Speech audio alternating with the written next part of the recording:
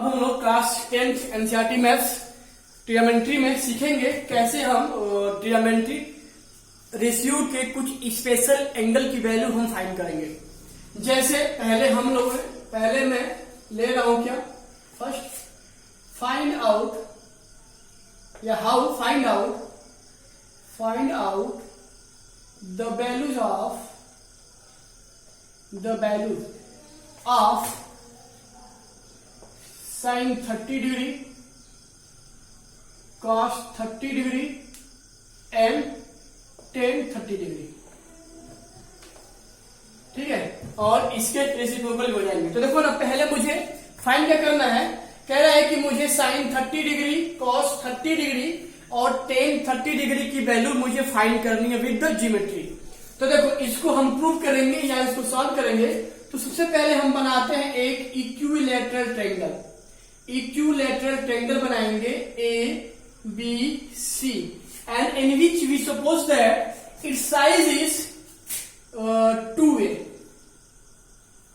हमने इसके हर साइड को 2a ले लिया। ठीक है, देखो बच्चे ना, बहुत सारे बुक में या बहुत सारे सर लोग इसको a मान के भी इसकी वैल्यू निकालते हैं, लेकिन हम जब इसको a लेंगे और हम जब इसका इस साइड BC का परपेंडिकुलर बाइसेक्ट करेंगे तो वो मेरा a/2 आ जाएगा। तो थोड़ा फ्रैक्शन वाला पार्ट दिक्कत करता है बहुत सारे जो बच्चे हैं उनको, तो इसलिए हम इसको 2a ले लिए। ठीक है, बात वही होगी, हम अभी आपको बता रहे हैं।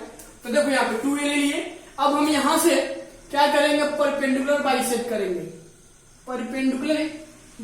करेंगे। ठीक है, या अगर ना हो तो चलो भाई इसको a ले लेते हैं, क्या दिक्कत है भाई, जो आपके एनसीईआरटी बुक में हो वही लेते हैं, लेकिन बात वही रहती। ठीक है, बात वही रहती। देखो हमने क्या किया, मैंने एक इक्विलैटरल ट्रायंगल ABC लिया और हम यहां से मानते हैं ये मेरा AD 90 डिग्री, और हम यहां से AD perpendicular on BC draw किया। यानी कि हम AD जो लेंथ है, हाइट परपेंडिकुलर हम BC पे क्या किए, बाइसेक्ट किए, और ऐसे बाइसेक्ट कर रहे हैं कि मुझे BD इक्वल टू DC मिल रहा है। यानी कि अगर यह मेरा पूरा A था और जब हम A से BC को बाइसेक्ट किए हैं हाफ, तो ये हो जाएगा हाफ, ये हो जाएगा हाफ। तो यानी A का हाफ ये कितना हो जाएगा, a/2, A का हाफ ये क्या हो जाएगा, a/2। ठीक है ना यहां तक। अच्छा चलो भाई, मुझे ये मिल गया, यानी कि व्हाट, a/2। और यहां लेते हैं, अगर लेते हैं यहाँ पे ऊपर पहले लिखना चाहिए, मुझे लेते हैं AB is equal to BC is equal to CA is equal to A। मतलब कि जो लेंथ थी साइड की हमने A मान लिया और तब ये सब हो रहा है। अच्छा बच्चों देखो, तो अगर यह मेरा इक्विलैटरल है तो क्या होता है, इसके सभी एंगल भी क्या होते हैं, आपस में इक्वल होते हैं। ठीक ना, तो यानी कि यह हो जाएगा 60 डिग्री का होता है। पता है ना आप लोगों को कि इक्विलैटरल में उसके सारे एंगल 60 के होते हैं। यह भी मेरा 60 हो जाएगा और पूरा मेरा क्या हो जाएगा, 60।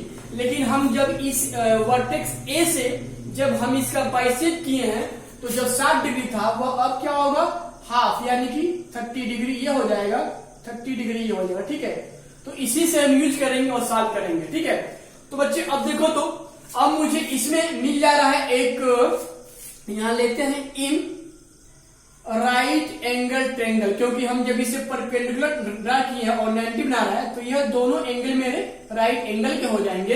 तो लिखेंगे in right angle triangle ADB में। ठीक है, ADB में यहां देखो, तो यह 90 है। तो क्या होगा, अगर यह हाइट जब हम इसको परपेंडिकुलर किए हैं, दैट विल बी हाइट, और परपेंडिकुलर जिस साइड पे आता है वह बेस पे आता है, और यह हाइपोटेनस। यानी कि इसमें क्या हो जाएगा, यूजिंग बाई पाइथागोरस थ्योरम। तो क्या होता है, पाइथागोरस हाइपोटेनियस का स्क्वायर इक्वल टू परपेंडिकुलर का स्क्वायर प्लस बेस का स्क्वायर। हाइपोटेनियस का स्क्वायर इक्वल टू परपेंडिकुलर का स्क्वायर प्लस बेस का स्क्वायर। ठीक है, तो यहां पे मैंने ADB में, अब हम देखो ये मेरा हो जाएगा AB हाइपोटेनस, BD बेस, और AD क्या हो जाएगा, हाइट। तो क्या होता है, बाई पाइथागोरस, यहां लिखते हैं बाई पाइथागोरस थ्योरम। तो क्या होता है, हाइपोटेनियस का स्क्वायर इक्वल टू बेस का स्क्वायर प्लस परपेंडिकुलर का स्क्वायर, यानी कि AB का स्क्वायर इक्वल टू BD का स्क्वायर प्लस AD का स्क्वायर। क्योंकि देखो ना, मुझे इसमें यह पता है A और यह पता है A/2, क्योंकि जब मैंने इसका हाफ किया है तो A था, जब हाफ करने के बाद से यह आपका क्या हो जाएगा A/2, यह आपका क्या हो जाएगा A/2, ठीक है। लेकिन हमने इसमें मुझे परपेंडिकुलर की मुझे लेंथ नहीं पता है, तो हम परपेंडिकुलर यानी AD को फाइंड करने के लिए हम पाइथागोरस का यूज कर रहे हैं। तो जब यहां से AD की वैल्यू फाइंड करेंगे, ठीक है, तो हम BD को ट्रांसपोज कर देंगे, दैट इज गिव्स AB का स्क्वायर माइनस BD का स्क्वायर, ठीक है। और देखो तो यहाँ पे AB का स्क्वायर कितना दिया है, A का स्क्वायर, BD यानी कि A/2 का होल स्क्वायर।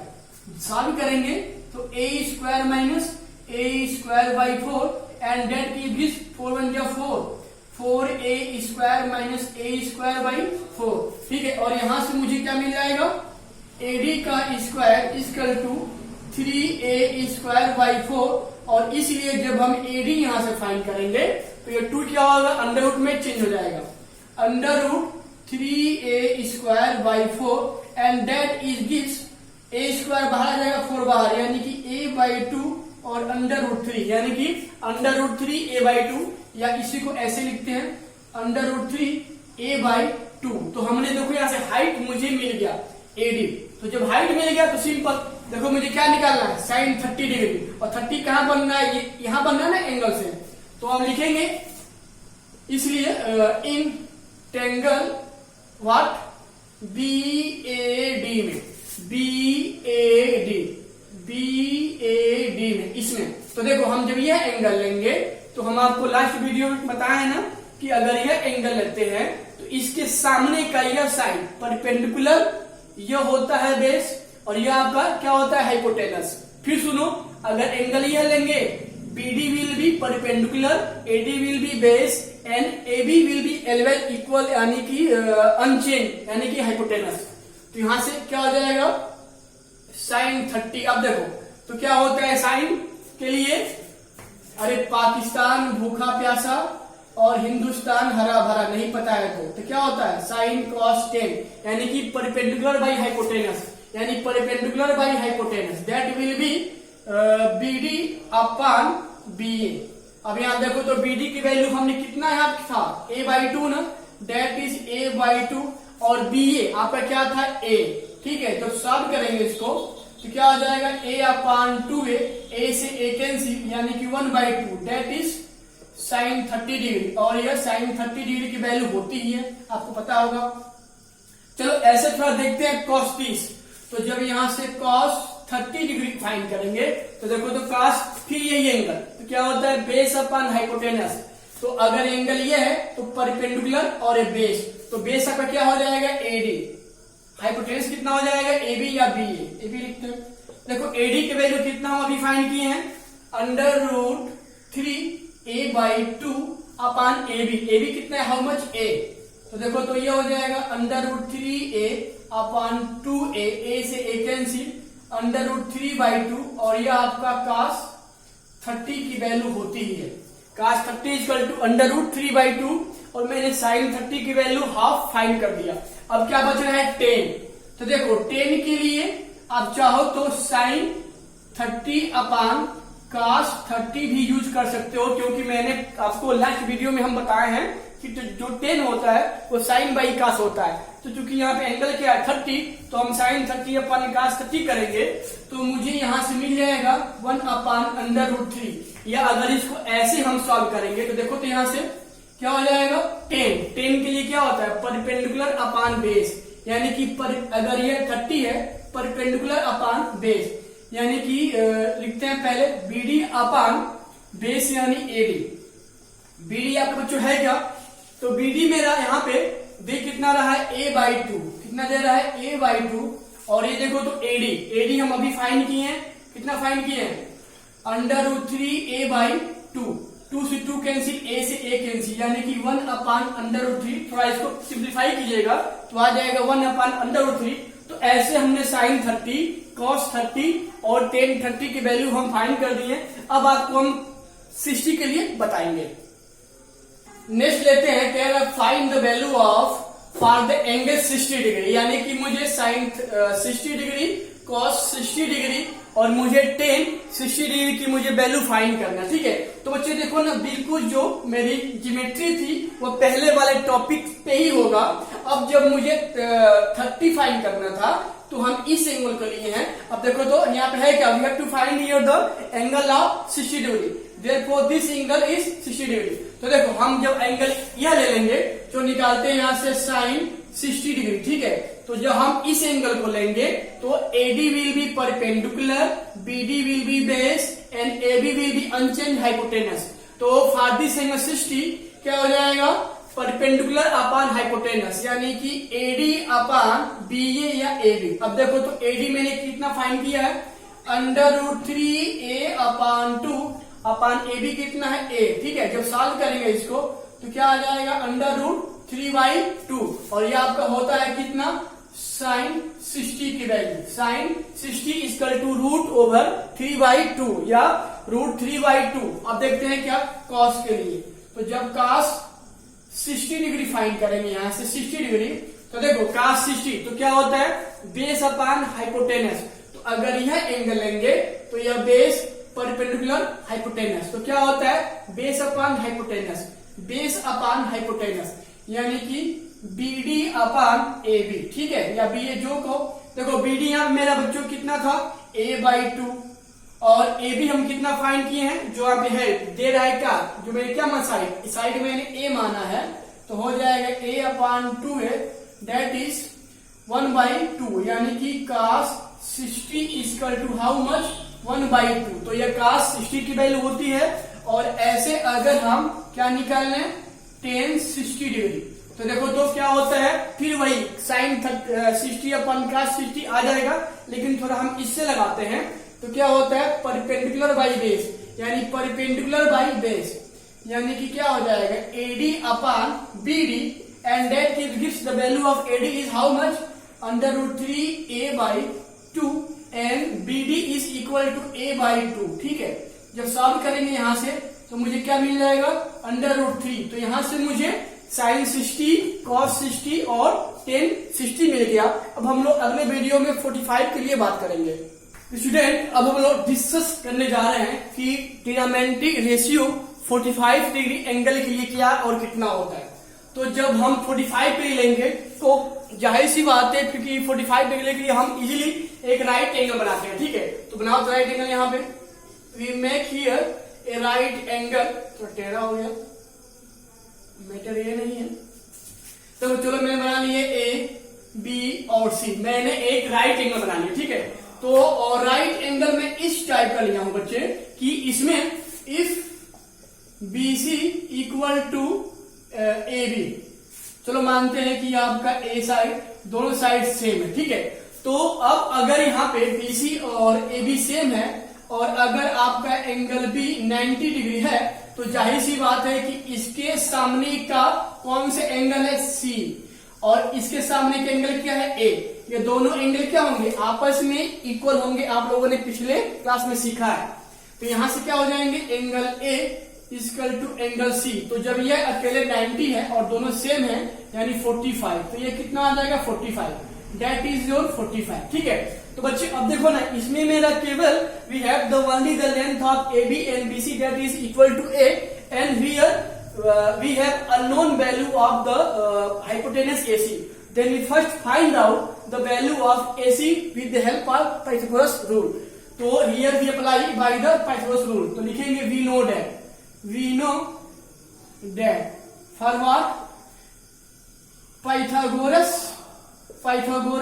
रूल या थ्योरम। तो क्या होता है, AC का स्क्वायर यानी हाइपोटेनस का स्क्वायर इक्वल टू परपेंडिकुलर का स्क्वायर प्लस बेस का स्क्वायर, यानी कि BC का स्क्वायर प्लस AB का स्क्वायर एंड दैट की gives A square plus A square that is 1 A square 1 square 2A square and if we find the value of AC that is √2A square and after simplification ये आपका A square बाहर केवल A में आ जाएगा और A √2 बच जाएगा, जो आपका AC की वैल्यू हो जाएगी, यानी दैट इज योर A √2 हो जाएगा। ठीक है, तो तो देखो मैंने यहां से ये फाइंड कर लिया। अब बहुत ईजी है, अब यहाँ पे क्या लगाते हैं हम, साइन क्या लगाते हैं 45 डिग्री।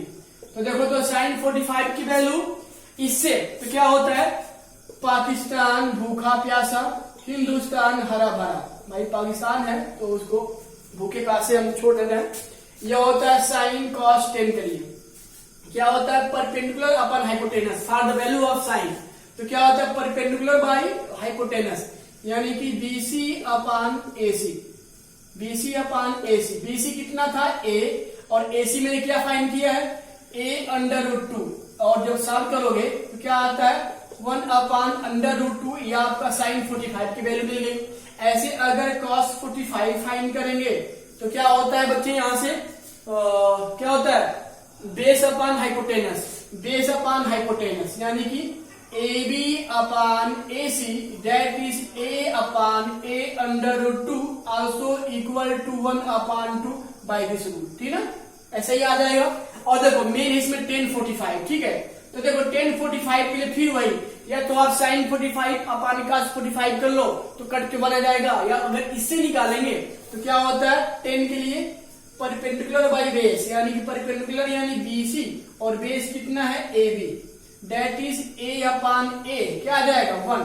तो बच्चे देखो मैंने ऐसे साइन 45 cos 45 और 1045 मैंने फाइंड कर लिया। बच्चे थोड़ा इसमें एक चीज होती है जो आपके बुक में नहीं है, थोड़ा इसको सीखते हैं कि क्या कुछ एक्स्ट्रा इसमें।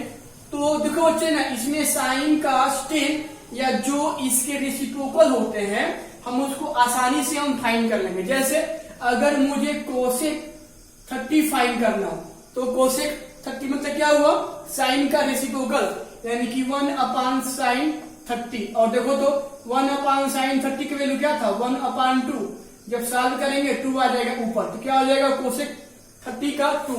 ऐसे अगर मुझे सेक 30 फाइंड करना हो तो क्या हो जाएगा 1 अपान कॉस 30, और कॉस 30 की वैल्यू क्या था √3/2, √3/2, और सॉल्व करेंगे 2 आ जाएगा ऊपर 2 अपान √3। ऐसे हम कॉट 30 या साइन कोसेक 60, कॉट 60 की वैल्यू हम आसानी से रेसिप्रोकल करके हम फाइंड कर लेंगे। स्टूडेंट अब थोड़ा हम लोग सीखते हैं nature of sine theta, cos theta and tan theta. थोड़ा यह स्पेशल है टॉपिक आप लोगों का। तो बच्चे देखो साइन थीटा, कॉस थीटा और जो टेन थीटा होते हैं, तो देखो इसमें साइन थीटा और टेन थीटा, ठीक है, वह आपके होते हैं इंक्रीजिंग फंक्शन। क्या होते हैं, इंक्रीजिंग फंक्शन।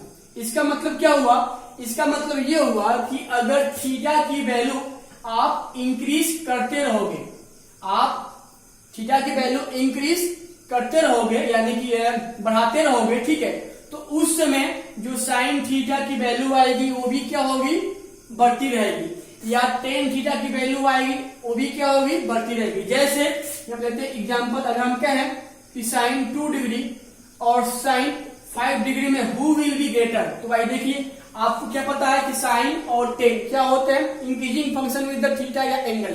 तो देखो यानी कि एक है 2 डिग्री, एक है 5 डिग्री, तो जाहिर सी बात है कि अगर इंक्रीजिंग फंक्शन है तो यह जो वैल्यू होगी वो क्या होगी, 2 डिग्री से बड़ी होगी, यानी कि इसको ऐसे लिख देंगे। ऐसे मुझे साइन लिखना हो साइन 10 डिग्री और यहां लिखना हो साइन 50 डिग्री, हम कहें चलो यहाँ लेते हैं 70 डिग्री, सब थोड़ा कुछ अलग लेते हैं। तो ये क्या है साइन 70 डिग्री और साइन 50 डिग्री, हम कहें कि right here the greater value. तो जाहिर सी बात है कि जो साइन होते हैं या टेन होते हैं वो क्या होता है, इंक्रीजिंग फंक्शन, यानी कि जब एंगल बढ़ेगी तो वैल्यू क्या होगी, बढ़ेगी, इसलिए ये आपका ग्रेटर हो जाएगा। ऐसे अगर 10 निकालेंगे, 10 20 डिग्री और 10 35 डिग्री, तो देखो तो 10 भी क्या होता है, इंक्रीजिंग फंक्शन, यानी कि यह 20 डिग्री लेस है और ये ग्रेटर है, तो ये आपका ग्रेटर हो जाएगा। ठीक है, देखो बच्चे, तो यह था आपका साइन कॉस और टेन। ऐसे अगर हम कॉस निकालते हैं तो देखो जो कॉस होता है ना, कॉस वह बच्चों आपका क्या होता है, डिक्रीजिंग फंक्शन होता है, डिक्रीजिंग फंक्शन। लेकिन कहां से कहां तक, 0 से 90 डिग्री तक, यानी कि जब थीटा की वैल्यू 0 डिग्री से 90 डिग्री तक इंक्रीज करती है, थीटा की value 0 to 90 degree will be increases are increases, therefore the value of sin theta and tan theta will also increases. So अगर हम ऐसे अगर कहें cos theta, तो cos theta is the decreasing function, यानी कि cos के फॉर्म में अगर हम थीटा की वैल्यू इंक्रीज करेंगे तो cos की जो वैल्यू आती है उस एंगल के लिए लेस होती जाएगी, ठीक है। जैसे यहाँ पे लिख दें cos 2 डिग्री और cos 7 डिग्री, तो बच्चों यहाँ देखो तो cos 2 डिग्री और cos 7 डिग्री, अभी आपको मैंने क्या बताया कि cos थीटा की वैल्यू थीटा के साथ डिक्रीज करती है।